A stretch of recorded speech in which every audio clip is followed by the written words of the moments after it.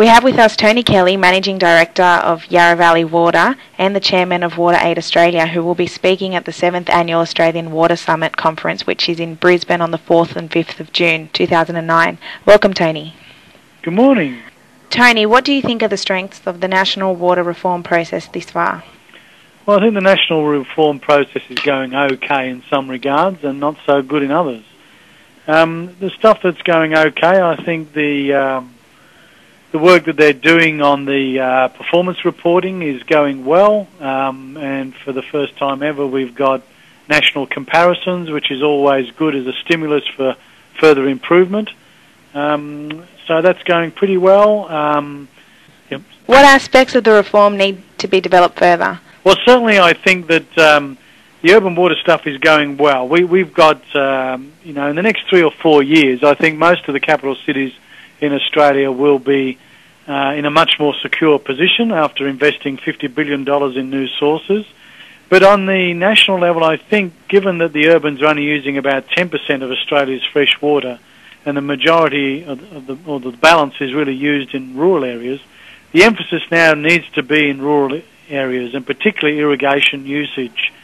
I think a lot of the irrigation systems were developed last century to meet last century's needs, and they certainly need to be upgraded.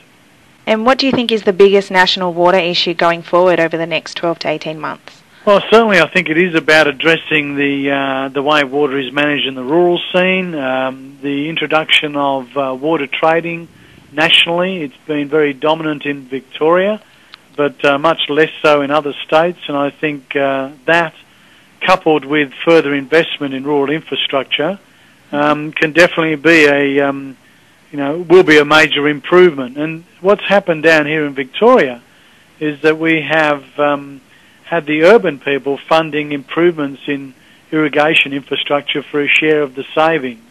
And that's been a win for the farmers to increase their level of security. It's been a win for the urbans because it's been relatively cheap water.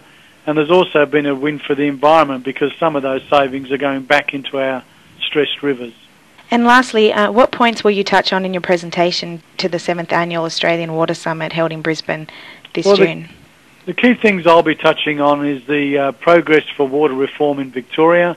Being a Victorian, I guess we always think we're a little bit ahead, but certainly some of the things we've done in our rural sector have put us in that position. But there's a lot more to be done. We're establishing a statewide water grid where we'll be able to physically link various regions. These linkages really do need to be managed if we're going to exploit the potential of this grid. Allying that with the introduction of more competition and third-party access in the wholesale end of the system in particular, I think holds great promise for further improvements in Victoria, where we'll be able to hopefully optimise our supplies across the state so that we don't have one area in stage 4 restrictions and another area in no restrictions. We'll be able to even out the pain a little bit more. But also, when things return to normal, hopefully, we'll also have cheaper wholesale water because we'll be able to take it from the optimal, we'll be able to use it optimally. And that's got to be good for our customers because it's going to keep pressure off prices. That sounds great, Tony. Thank you for joining us today. We look forward to your presentation at the conference. Thank you.